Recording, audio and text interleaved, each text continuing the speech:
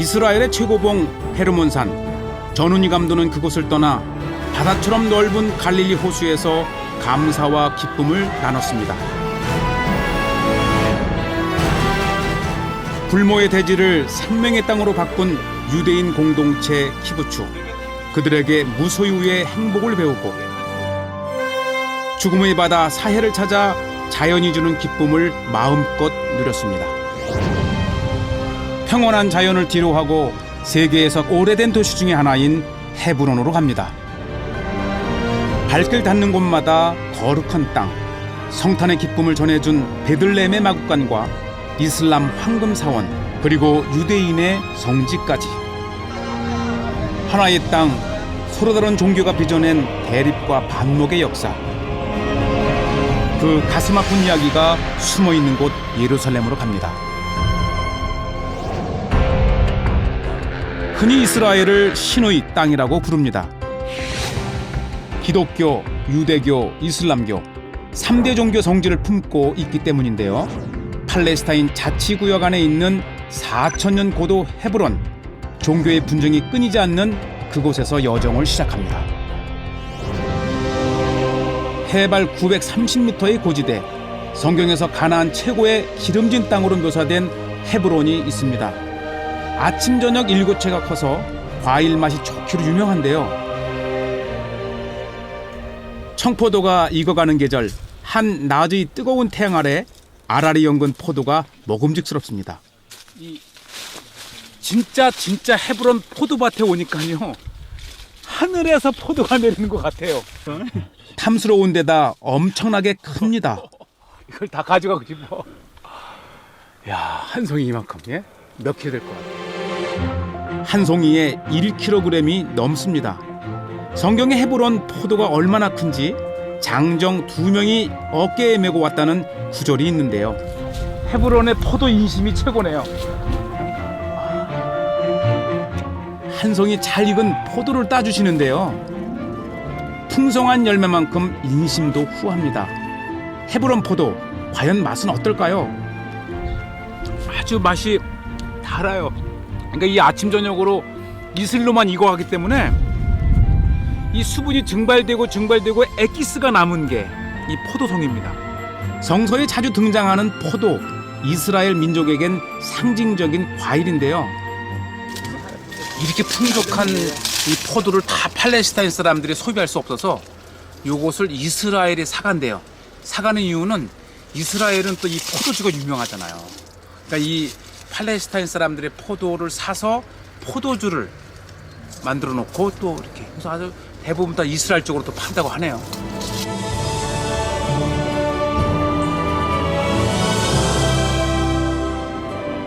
헤브론 시내로 접어들면 이곳이 이스라엘인가 싶을 정도로 색다른 분위기를 풍깁니다.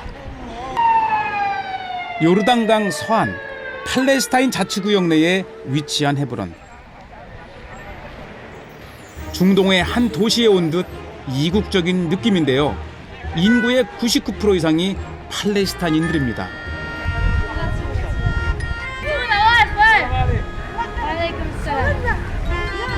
어른, 아이 할 것 없이 친절하고 넉살도 좋은데요. 복잡하고 정신없는 거리를 지나 뒷골목으로 향합니다. 아마 이 헤브론이 아마 이 이스라엘이나 팔레스타인에서 가장 이 땅에 냄새가 나는 도시죠. 도시의 역사도 오래됐지만 이 살고 있는 사람들도 오랫동안 이 땅에 살아왔던 토종 팔레스타인들의 도시가 바로 헤브론입니다. 도시의 매력은 시장에 있다죠. 사람 냄새 물씬 나는 전통 시장으로 갑니다.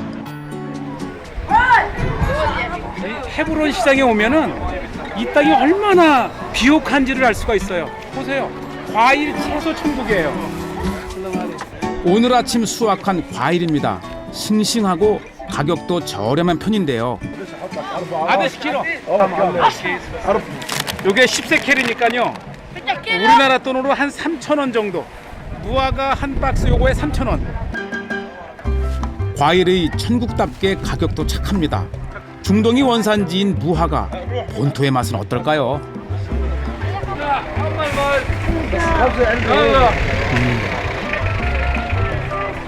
역시 꿀맛입니다. 손님의 극찬에 소년의 얼굴도 밝아졌는데요. 오래된 헤브론 골목길을 걷다 보면 낯선 풍경과 마주하게 됩니다. 차가운 철문 너머 금속 탐지기 소음이 쉴 새 없이 울려대는데요. 지금 이곳은 이 팔레스타인 지역에서 이스라엘이 통제하는 마펠라 굴로 들어오는 통과되는 것이죠. 어떻게 보면 가장 민감한 것이죠. 일단 팔레스타인 쪽에서 이스라엘 쪽. 그러나 이제 이곳에 이 무슬림들도 같이 기도하기 때문에 그들도 오가는 것이죠. 테러 사건이 빈번한 탓에 소지품 검사까지 받고서야 검색대를 빠져나옵니다. 이렇게 시장통을 빠져나오면 바로 그 유명한 헤브론의 막펠라 사원, 아브라함과 이삭과 야곱이 묻혀 있다고 하는 그 막펠라 사원, 이것이 헤브론을 만드는 이유입니다. 헤브론의 유명한 성지 막펠라 동굴입니다. 출입구가 2개로 나뉘어져 있는데요. 이곳은 아랍인 구역입니다. 이슬람 신자들이 기도를 드리는 사원인데요. 막펠라 모스크의 반에서 이슬람 쪽입니다. 그래서 무슬림들은 자기를 들어갈 때 이렇게 다 신발을 벗고 들어갑니다.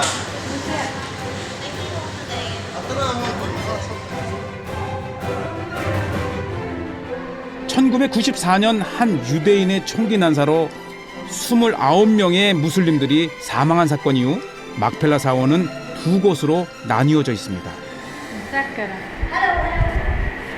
현재 막펠라 굴 사원은 정확하게 지금 보이는 이 아브라함 무덤을 중심으로 반으로 나뉘어져 있습니다. 그래서 아브라함의 무덤은 가운데 있어서 무슬림 쪽이나 유대인 쪽이나 동시에 볼 수 있고, 대신 이곳에서 이 무슬림 쪽은 이삭과 리브가의 무덤이 있고요. 나중에 우리가 다시 돌아서 들어가야 되는데 이 건너편에는 야곱과 레아의 무덤이 있습니다. 이슬람과 유대교 모두 자신들이 조상이라고 주장하는 아브라함, 그의 아들인 이스마엘의 후손이 무슬림이라고 하는데요. Daughter. And my son. Daughter. How many Another children? five daughters and one son. 5 daughters and He have a son Ismail alayhi salam. Ismail alayhi salam and his father built a Kaaba in Al Saudiyah, Riyadh. 마치 제사를 지내듯 조상의 묘를 찾는 무슬림들. 아브라함의 또 다른 아들 이삭과 리브가의 무덤도 보이는데요. 한 지붕 아래 불편한 동고를 이어온 이스라엘과 팔레스타인. 유대인들은 성지 막펠라 사원을 지키기 위해 위험을 무릅쓰고 팔레스타인 구역에 살고 있는데요. 막펠라 동굴의 또 다른 입구 유대인 회당으로 들어섭니다.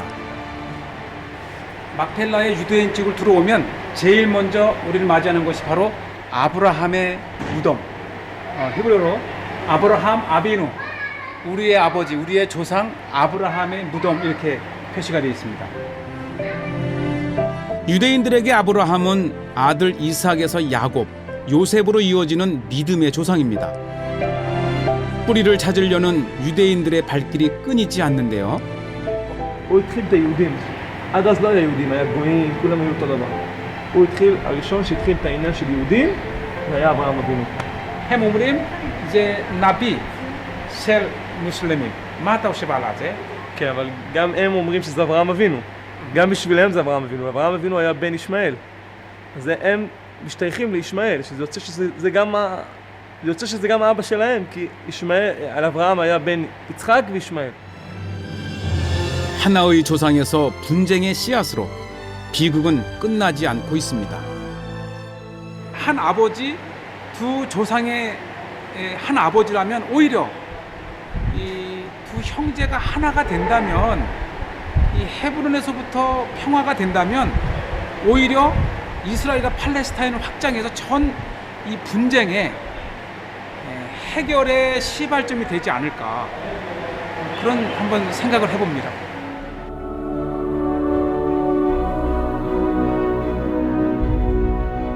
(4,000년) 고도 헤브론, 정복과 지배의 역사가 반복됐던 곳입니다. 로마와 유대 왕국, 십자군과 이슬람까지 제국의 주인이 바뀌면서 다양한 문화를 꽃피웠는데요. 40도를 오르내리는 무더위 속 뜨거운 열기를 내뿜는 작업장이 있어 들어가 봤습니다. 붉게 달아오른 유리를 솜씨좋게 만지고 다듬어 예술 작품을 만드는 장인입니다. 헤브론은 대롱으로 유리를 성형하는 유리공의 발상지로 유명한데요. כמה שנים אתה עובד פה? 23. 23 שנים. כן. בן כמה אתה? 35. 2000년 넘는 역사를 자랑하는 헤브론 유리공예. 지금도 수많은 장인들이 손끝에서 작품이 탄생하는데요. 헤브론에서 발명한 대롱불기 기법으로 대량 생산이 가능해지면서 유리는 상류층의 전유물이 아닌 생활용품으로 자리 잡았습니다. How many years you? Before 500 years in the Hebron, in the middle, the city. But the city, it's closed now from the Egyptian Israel. Close it. I am changing the factory. It's outside. 과거 페르시아, 이슬람 제국의 유리 제품은 실크로드를 거쳐 한반도까지 전해졌다는데요. 우리나라 신라 시대 때의 왕릉에서 유리 제품이 발견이 되었답니다. 그래서 그 신라 시대 때 만든 그 방식이나 그 형식이 그 이론 중에 하나가 바로 이 헤브론 거하고 유사하다 그럽니다. 그래서 아마 이 로마 시대 때 가장 번성했던 이 헤브론의 유리 제품과 이 기술이 이 북방의 이 초원의 북방 루트를 따라서 신라 시대 때까지 가지 않았는가. 그래서 그 유리의 길의 시작점을 헤브론으로 보는 설도 있습니다.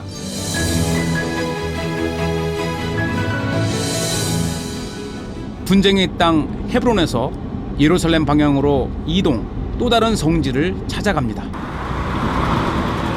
이스라엘이 세운 팔레스타인 분리장벽이 도시 전체를 에워싼 곳, 예수가 태어난 마을 베들레헴입니다. 과거 마국간이 있었던 자리에 십자가 지붕을 얹은 교회가 들어서 있는데요. 예수가 십자가에 못 박혀 죽은 후 300년이 흘러 세워진 교회입니다. 이 탄생교회 입구가 문이 3번이 변했는데요. 저 위에 비잔틴 시대 때의 문과 이 십자군 시대 때의 문, 그리고 이 오스만 터키 때의 1.2m로 확 낮아지면서 누구나가 고개를 숙이고 들어가야 됩니다. 원은 이 말을 타고 들어가지 못하게 막았는데 오히려 누구나가 고개를 숙이면서 겸손의 문이다, 이렇게 붙여진 문이죠. 예수를 잉태한 마리아가 베들레헴을 찾았다가 하룻밤 묵었던 마굿간, 이곳에서 예수가 태어났는데요.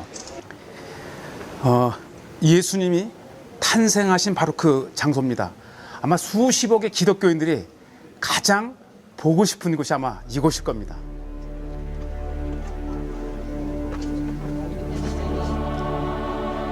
(2000년) 전 말을 키우던 동굴 마굿간. 예수는 화려한 궁전이 아닌 초라한 말 구유에서 태어났습니다. 세상 가장 낮은 곳으로 오신 그분의 뜻을 기리며 기도를 올렸는데요. 위대한 인물의 탄생지로 인도했던 별입니다. 바로 동방 박사를 이 예수님의 탄생 장소로 이끈 그 별이 하나 내려와 앉아 있고요. 별처럼 밝게 빛나는 삶이 아닌 사회의 어두운 그늘 속에서 가난한 자의 친구로 살았던 예수, 그 숭고한 정신을 새겨봅니다. 이스라엘 하면 떠오르는 도시 어딜까요? 역시 예루살렘이겠죠? 베들레헴에서 30분 거리 예루살렘으로 갑니다. 해발 700m 고지 위에 세워진 예루살렘. 수많은 제국이 탐내었고 정복했던 곳이 바로 예루살렘입니다. 1948년 이스라엘이 나라를 세웠지만 정치, 종교, 문화적인 갈등으로 아랍 지역과 유대인 지역이 나뉘어져 있는데요. 예루살렘의 서쪽 신시가지, 19세기 영국 식민지하에 만들어진 건물들이 많습니다. 유럽풍의 도시 분위기가 아주 인상적인데요. 번화가인 벤예후다 거리입니다. 우리 서울의 명동이라 불리는 벤 예후다 거리입니다. 아마 예루살렘에서 하루 이틀만 묵게 되면 반드시 한 번쯤은 나와서 커피라도 마셔볼 만한 거리 벤 예후다. 이 벤 예후다라고 하는 사람은 히브리어를 부활시킨 언어학자예요. 2000년간 쓰이지 않던 이 히브리어, 죽었던 언어죠.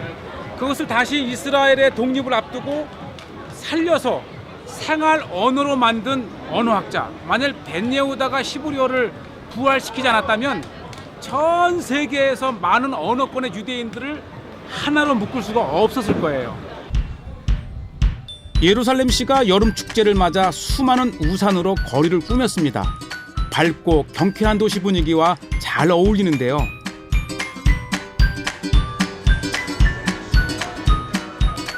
여행의 가장 큰 즐거움 중 하나죠. 예루살렘의 유명 식당을 찾았습니다. 맛집답게 입구부터 사람들로 붐볐는데요. ארבע לחלבי והבשרי. 할라비아 바사리. 지금 고기류를 먹을 건지 분유류를 먹을 건지 이 코셔 식당은 이렇게 나뉘어져 있어요. 그래서 메뉴판부터 들고 들어가는 게 다릅니다. 바사리. בשרי? תפריטים באנגלית? 네. 유대인들의 율법을 따르는 코셔 식당, 히브리어로 합당하다는 뜻인데요. 율법에 따라 육류와 유제품을 한 끼 먹지 않기 때문에 식당을 분리해 놓았습니다. 고기라고 다 먹을 수 있는 게 아닌데요. 발굽이 갈라지지 않은 말과 낙타, 대세김질을 하지 않는 돼지도 금기 음식입니다. כי אחרי הבשר מבקש קפה, אבל אז אין קפה, זה רק חלב סויה, שזה לא באמת מחלב פרה, זה חלב כאילו שזה לא מפרה. אני אחרי- וזה פרווה, כאילו זה לא עם בשר. אם אתה אחרי בשר, אסור לך לאכול מוצרי חלב, כמו גבינה, הבנתי. כל הדברים האלה. 이스라엘의 모든 식당은 코셔라고 하는 음식법이 강력하게 적용이 되는데 간단해요. 이 성경에 어미 양과 새끼 양을 함께 삶지 말라. 그래서 어미 양의 상징은 고기고요. 새끼 양은 이제 우유를 먹고 사니까 분유. 그래서 모든 음식은 고기류가 있는 곳에는 절대 분유류가 없고요. 이 분유 계통의 음식을 먹는 식당에는 절대 고기가 없어요. 하나만 나와야 되는데. 병에 걸리지 않은 동물을 고통 없이 도축해 조리한 스테이크입니다. 위생적이고 안전해 유대인이 아닌 사람도 코셔 음식을 찾는데요. 우리가 주문한 스테이크가 나왔는데 이게 스테이크라고 다 같은 스테이크가 아니고요. 스테이크도 이 유대법, 코셔법에 따라 잡은 방법이 있어요. 그래서 소를 잡을 때 죽인 다음에 피를 다 빼고 그리고 이제 고기를 이렇게 서브합니다. 그러니까 여기에는 피를 볼 수가 없어요. 그래서 이 코셔 식당에서 먹는 스테이크는 이렇게 잘라도 피기가 없어요. 육즙이 없어 감칠맛이 부족하고 퍽퍽하게 느껴졌는데요. 음식 맛보다 더 중요한 율법. 유대인들에겐 코셔는 어떤 의미일까요?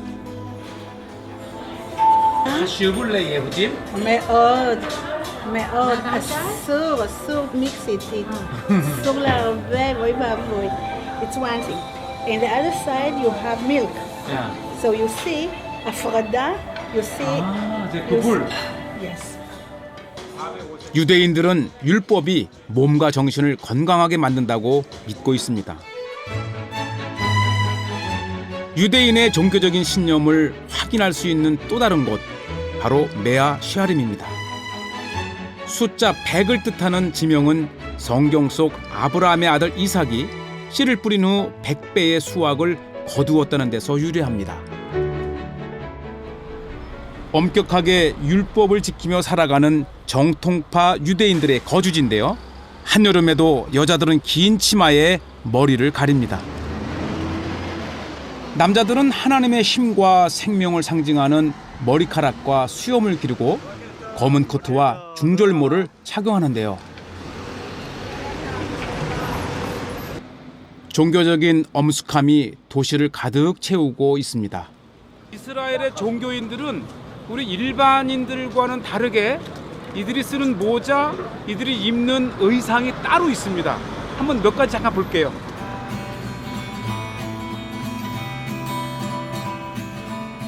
유대인 남자들의 옷과 장신구를 파는 상점입니다. 페오트라고 부르는 구렛나루를 기른 직원이 눈에 띄는데요. 하얀 와이셔츠 속에 꼭 갇혀 입은 찌릿, 허리 아래 여러 가닥의 술이 달려 있습니다. למה יש כמו כזה, מה מאשים אותה זה? מה? זה מה תרי"ג מאשים? מצוות. תרי"ג מצוות. פה ככה אנחנו זוכרים שהקדוש ברוך הוא ציווה אותנו בתרי"ג מצוות כל רגע איתן. 와, 이 와이셔츠 속에 이걸 입는 데네요. 그리고 늘어뜨리고 다니고 이 위에 이제 와이셔츠를 입고 로함? לא חם? זה לא חם. אם יש מקום בלב ורוצים לקיים את המצוות אז שום דבר לא חם. 유대인 남자들이 쓰는 작고 테두리 없는 모자 키파입니다. 결혼한 여자들은 성적 매력을 감추기 위해 머리를 자르거나 감싸고 남자들은 나이 붉은 키파를 씁니다. 내 위에 하나님을 모시고 있다는 겸손의 표현이자 신앙 고백인데요. 검정색은 완전히 종교인들, 정말 일반적인 일 하지 않고 예시바에서 탈무드만 공부하면서 살아가는 종교인들은 이런 아예 완전 검은 이 키파를 쓰고요. 그다음에 이제 이런 것들은 이제 일반 유대인들이 뭐 세속적으로 또 일반 직장도 생활하는 사람들은 그냥 내가 유대인이다라는 걸 보기 위해서 이렇게 뜨개질한 거를 씁니다. 그래서 다양하게 하고 특히 이제 이 청년이 되면서 연애를 할 때 사랑하는 그 여자친구가 남자에게 이 뜨개질을 해서 선물을 하는 것이 아주 보편화되어 있어요. 유대인의 상징이 된 키파. 유럽에선 테러 위험 때문에 착용을 금지한 나라도 있을 정도인데요. 검은 중절모를 파는 상점입니다. Hello, 마시롱카.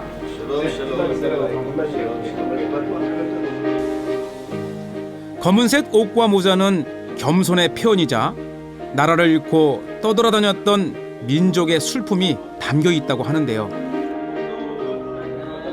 הכובע והחליפה זה הדגל שלנו. זה מראה שאנחנו שייכים לקדוש ברוך הוא. 이 집에서 좀 비싼 편에 속하는 한 40여만 원 정도. 가격이 제법 나가죠. 유대인을 유대인답게 만드는 명품 모자입니다. 폼이 납니까? 종교 지도자 랍비가 쓰는 모자는 테두리가 좀 다릅니다. 비슷비슷해 보여도 소재와 가격은 천차만별. 항상 깨끗이 손질해서 모자각을 잘 잡아놓아야 하는데요. 보관할 때도 찌그러지지 않도록 전용 가방에 넣어놓습니다. 케이스를 만들어서 이 케이스에 담아서 그러니까 이 유대인들에게 이 삶에 모자는 굉장히 중요한 것 같아요. 집에서조차도 이렇게 딱 케이스에 이렇게 딱 해서 걸어놓을 수도 있고 유대인들의 새로운 세계를 보는 것 같아요. זה מתקלקל בגשם במים, זה פלסטיק, זה טוב. בגלל זה 그왜 하슈 원래 זה נוח, נוח. נסיעות, אתה רוצה לטוס, לוקח את זה, זה חזק. זה מתעקם אחרי זה השוליים. 모자는 유대인들의 상징이자 자부심이기도 합니다. 예루살렘의 새로운 상징 트램입니다. 과거 서울을 달리던 전차가 생각나는데요.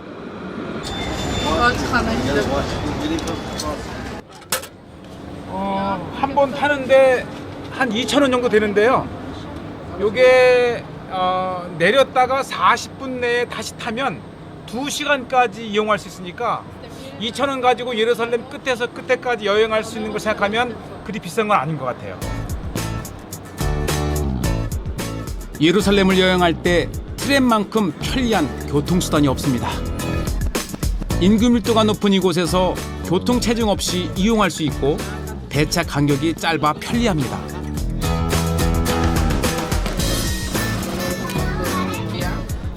범퍼원이 따로 없어요. 알아서 합니다.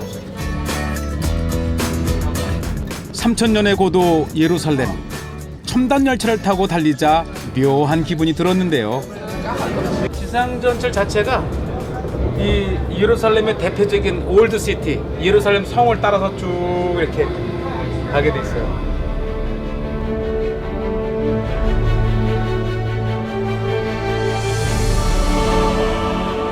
정부청사와 히브리 대학교, 국립박물관, 미술관이 들어선 서예루살렘은 이스라엘의 정치 문화의 중심지 역할을 하고 있습니다.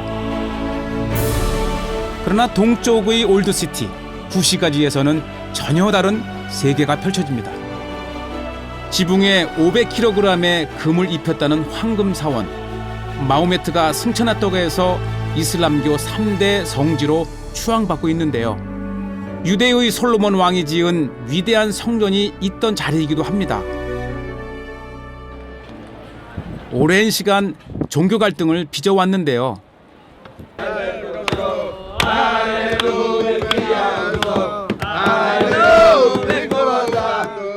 무더운 날씨 속 검은 코트를 입은 유대인들이 마치 노래를 부르듯 경전을 읽습니다. 성벽 앞 기도문을 적을 수 있는 메모지가 있는데요. 원하는 것을 돌tum에 끼워 넣으면 소원이 이루어진다고 합니다.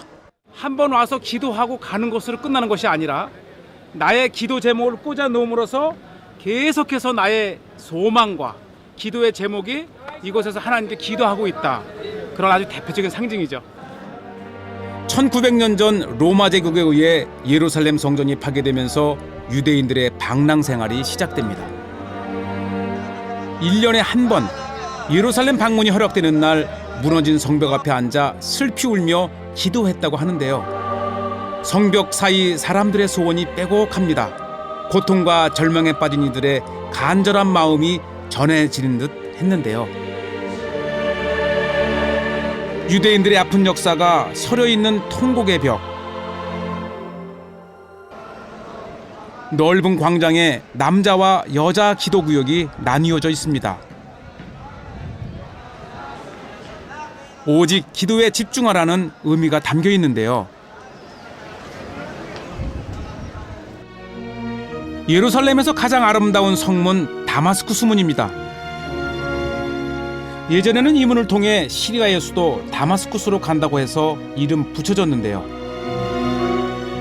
좁은 골목길을 걷다 보면 예수가 십자가를 지고 간 고행의 길 비아 돌로로사에 도착합니다. 2000년 전 로마 제국의 법정이 있던 자리입니다. 죄 없이 끌려온 예수가 사형 언도를 받은 곳인데요. 이것이 예수님께서 본디오 빌라도에게 사형 언도를 받으신 빌라도 법정입니다.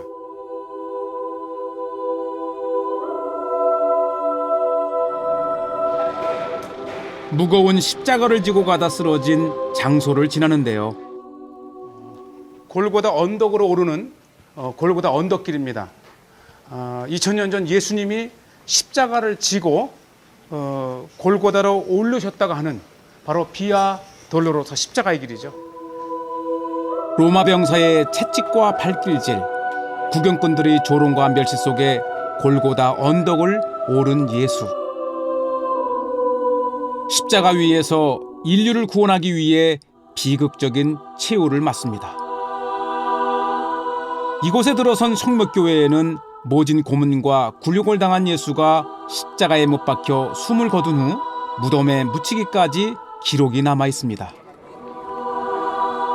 전 세계 기독교 신자뿐만 아니라 여행객들도 순교의 땅인 이곳을 꼭 들러가는데요.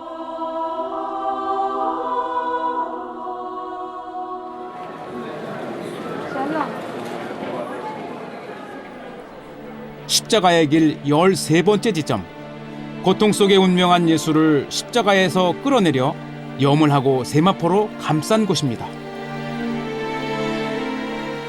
기독교 신자들은 인간을 죄와 고통에서 구원하기 위해 피 흘린 예수 그리스도를 기억하며 뜨거운 눈물을 흘리는데요. 교회 안 골고다 언덕으로 올라가면 비극의 현장을 더욱 체감할 수 있습니다. 예수가 2명의 강도와 함께 십자가형에 처해졌던 장소인데요. 예수님을 달았던 십자가가 섰던 바로 골고다 그 장소입니다.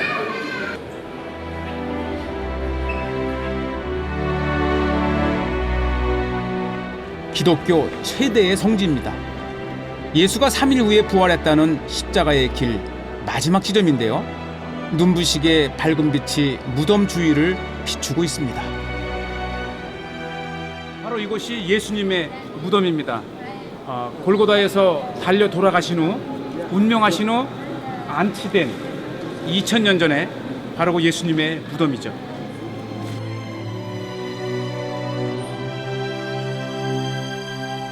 드디어 예수 무덤이 자리한 예배 처소로 들어갑니다.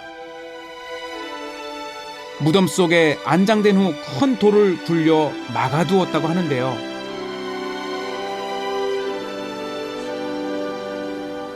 예수님의 빈 무덤입니다.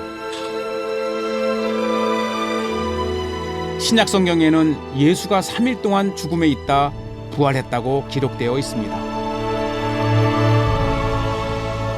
이웃을 섬기고 고통받는 이들을 외면하지 말라고 가르쳤던 예수. 이웃사랑을 넘어 원수까지 보듬어 안았던 구원자의 가르침이 분쟁의 땅 예루살렘에 울려 퍼집니다.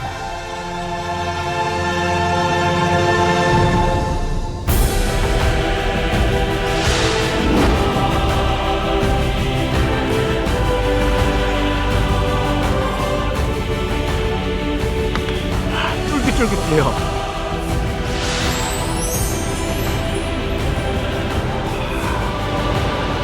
저는 공중에 떠 있는 수박은 이스라엘이 처음이에요.